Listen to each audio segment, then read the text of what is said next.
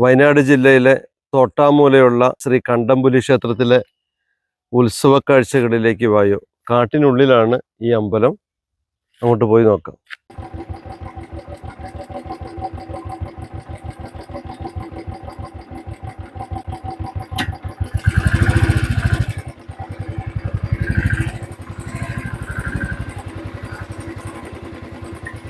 അമ്പലത്തിലേക്ക് വായോ.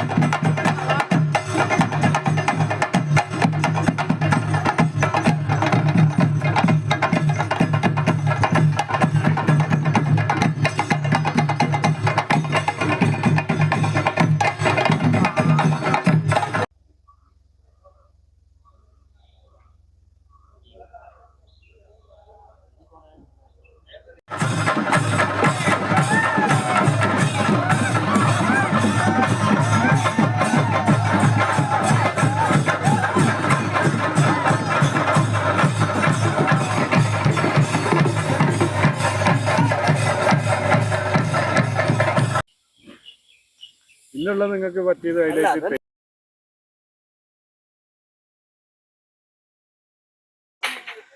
ഓരോ ദേശത്തും ഓരോ ആരാധനാലയങ്ങൾ വേണം.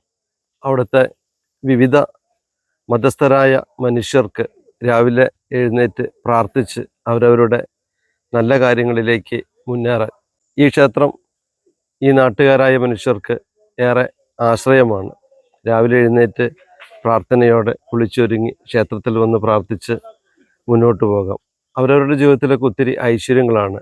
ഇത്തരം ആചാരങ്ങളും അനുഷ്ഠാനങ്ങളും എന്നെന്നും നിലനിൽക്കേണ്ടത് തന്നെയാണ്. തോട്ടാമൂലയിലുള്ള ഈ അമ്പലം ചുറ്റോട് ചുറ്റും കാടാണ്.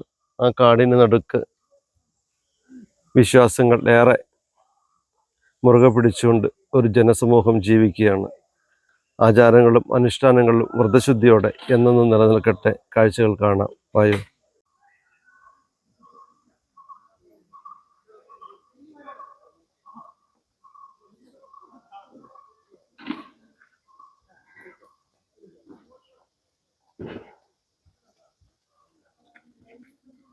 ഉത്സവം എന്ന് പറയുന്നത് ഇതിപ്പോൾ ഒരു 3-4 വർഷം പഴക്കമുണ്ട്.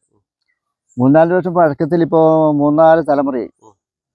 അങ്ങനെയായിട്ടിപ്പോൾ ഇതിങ്ങനെ ഒരു ഓടയിൽ തറവാട് എന്നുള്ള തറവാടായിട്ട് നടത്തിക്കൊണ്ടിരിക്കുന്നത് ഇവിടെയുള്ള എല്ലാവരും സഹകരണം കൂടിയിട്ട്. അപ്പോൾ വലിയൊരു കുഴപ്പമില്ലാത്ത രീതിയിൽ ഇപ്പോൾ പോകുന്നുണ്ട്. എത്ര വർഷം പഴക്കമുണ്ട് ഈ അമ്പലത്തിന്? അമ്പലത്തിന് ഒരു 200 വർഷം പഴക്കം ഉണ്ടാവില്ലേ? 200 മേലെ പോകും. ആണല്ലേ? ആ, നേരത്തെ ഇത് പുല്ലിൻ്റെ ആയിരുന്നു. പിന്നെ അത് പൊളിച്ച് നന്നാക്കി ഓടാക്കി. പിന്നെ അതിന് ശേഷം പിന്നെ രണ്ടാമതും പൊളിച്ച് നന്നാക്കി എടുത്തു. പിന്നെ കുരങ്ങ് ശല്യം ഉള്ളതുകൊണ്ട് ഇടയ്ക്കിടയ്ക്ക് ഇങ്ങനെ കേട് വന്നോണ്ടിരിക്കും. ഓട് പൊളിക്കും. പിന്നെ ഇപ്പോൾ പുതിയ കമ്മിറ്റിയൊക്കെ ആയി ഞങ്ങളെപ്പോലത്തെ പ്രായം കൂടിയവരൊക്കെ നല്ല അവർക്ക് വിട്ടു, ചെറുപ്പക്കാർക്ക് വിട്ടു കൊടുത്തു. അപ്പോൾ റേഷേഡായി. ഇപ്പോൾ ഉത്സവം നല്ല ഭംഗിയായി നടക്കുന്നുണ്ട്. ഇഷ്ടംപോലെ ആൾ വരുന്നുണ്ട്. പിന്നെ ഈ സ്റ്റുഡിയോ ഫോട്ടോ എടുക്കാൻ ആൾക്കാർ ദിവസം വരുന്നുണ്ട്. വലിയൊരു കുഴപ്പമൊന്നുമില്ല. നല്ല രീതിക്ക് കാടിന്റെ നടുക്കാണ്. ആ കാടിന്റെ നടുക്കാണ്. ആനശല്യമൊക്കെ ഉണ്ടോ? ആനശല്യം ഉണ്ട്. എല്ലാം മൃഗശല്യങ്ങൾ എല്ലതും ഉണ്ട്. പിന്നെ വരുന്നവരെ ആന ഉപദ്രവിക്കുക അങ്ങനെ എന്തെങ്കിലും? അത് ഇതുവരെ ഉണ്ടായിട്ടില്ല. അങ്ങനെ അങ്ങ് പോകുന്നുണ്ട്. നല്ല കേമുള്ള ഉത്സവമാണ്. ഭയങ്കര ഉത്സവം തന്നെയാണ്. അന്നദാനമുണ്ട്. എല്ലാ ശനിയാഴ്ചയും ചുറ്റുപാട് കത്തിക്കും. ദീപാരാധനയുണ്ട്.